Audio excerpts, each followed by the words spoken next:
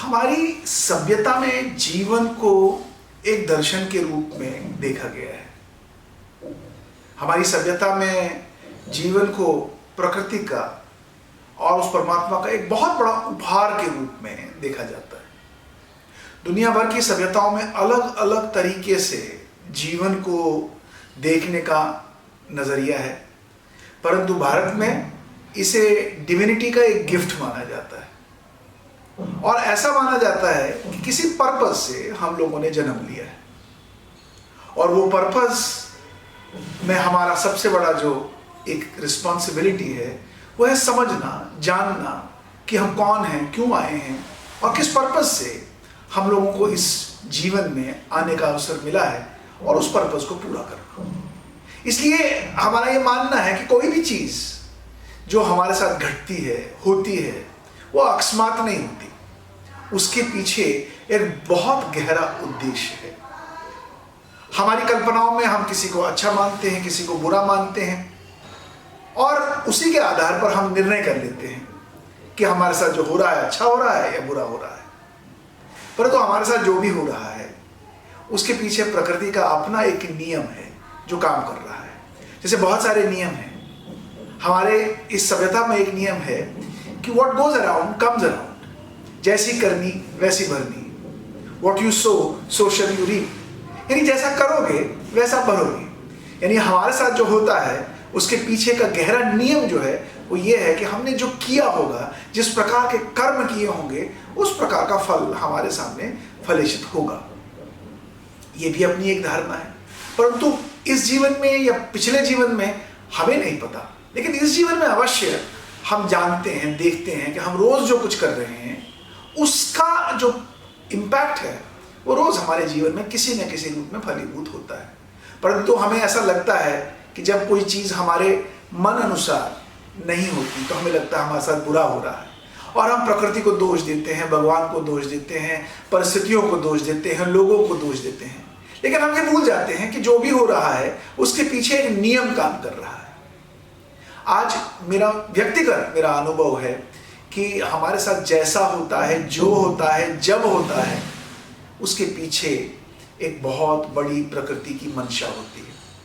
लेकिन कभी कभी हम जो भी हो रहा है और अगर वो हमारे अनुकूल नहीं हो रहा तो हम उस परिस्थिति को कोसते हैं, भगवान को कोसते हैं, लोगों को कोसते हैं, ऐसा मेरे साथ क्यों हुआ।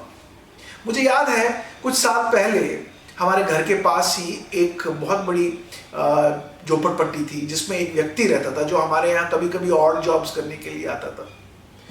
वो लेबरर के रूप में काम करता था, बहुत किसी शायद बिहार या किसी क्षेत्र से आके यहाँ रहने लगा था, थोड़ा बहुत पढ़ा लिखा था, लेकिन सफल नहीं हो पाया था और जब भी वो काम करने आता तो कोसता रहता, साहब मेरे साथ अच्छा नहीं हुआ, भगवान मेरे साथ अच्छा नहीं कर रहा है, देखिए मैं कैसे रह रहा हूँ, क्या कर रहा हूँ। और वो इसी प्रकार से अपना जीवन व्यतीत करता था। लेकिन मुझे याद है एक दिन बहुत बड़ी भयंकर बरसात हुई और उस बरसात में जिस झुग्गी में वो रहता था वो झुग्गी पूरी नष्ट हो गई और उस नष्ट होने में वो व्यक्ति कोसता रहा भगवान को कि एक तो पहले ही मेरे साथ जीवन में इतना बुरा हो रहा था, अब ये छोटी सी एक झुग्गी बनाई थी ये भी इस बरसात में खत्म हो गई। और वही कोसते कोसते वो अपनी पत्नी के साथ और एक छोटा सा बच्चा उसको अपनी गोद में लेके वो सड़क पर जा रहे थे। बहुत दुखी मन से था और जिस प्रकार की परिस्थिति से जा रहा था उस प्रकार की परिस्थिति में भगवान को कोसने के सिवा और कुछ नहीं कर रहा। तभी कुछ देर चलने के बाद एक गाड़ी उसके पास रुकी और उनसे पूछा कि कहाँ जा रहे हो इतनी भयंकर बरसात में छोटे बच्चे को लेके। तो उसने अपनी कहानी उसे बताई तो उस व्यक्ति ने उसे गाड़ी में बैठने को कहा और वो उसे अपने साथ ले गया और पास में ही उसका घर था।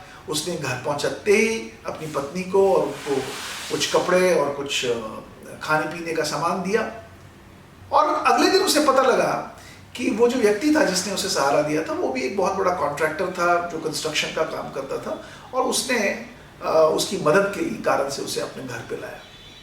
जब उस व्यक्ति को भी पता लगा कि ये एक लेबरर है और कंस्ट्रक्शन के साइट्स पे काम करता है तो उसने उसे अपनी कंपनी में ही एक छोटा मोटा काम दे दिया। कई वर्ष बीतने के बाद वो व्यक्ति मुझे फिर मिला और मैं उस व्यक्ति को देख के बड़ा चकित हुआ, बड़ा चहक रहा था, बड़ा खुश था। और मैंने उससे पूछा कि भाई तुम कई सालों बाद मिले हो तो उसने कहा सर मैं तो अब इस कंपनी में काम करता हूँ। मैंने कहा ऐसे कहाँ कैसे पहुँच गए?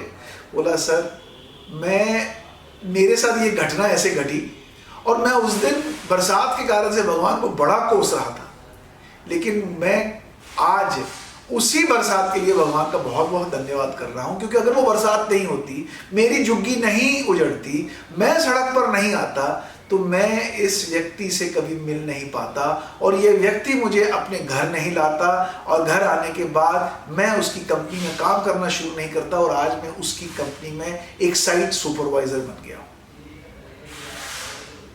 कहने का अर्थ यह है दोस्तों, जीवन में जो होता है प्रत्यक्ष अप्रत्यक्ष, उसके पीछे कोई ना कोई उद्देश्य जरूर रहता है।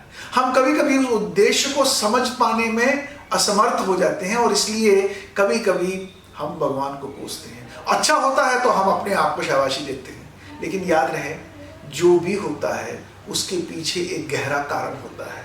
अच्छा हो बुरा हो आपकी सोच में, उसे स्वीकार करें और ये मान लें कि ये प्रभु का, प्रकृति का, डिविनिटी का कोई प्रसाद है और उसको गहन करते करते अपने जीवन की यात्रा को निरंतर चलाते रहें। आप देखें जीवन में आपके सामने सफलता, आनंद और खुशी सदैव रहेगी। नमस्कार।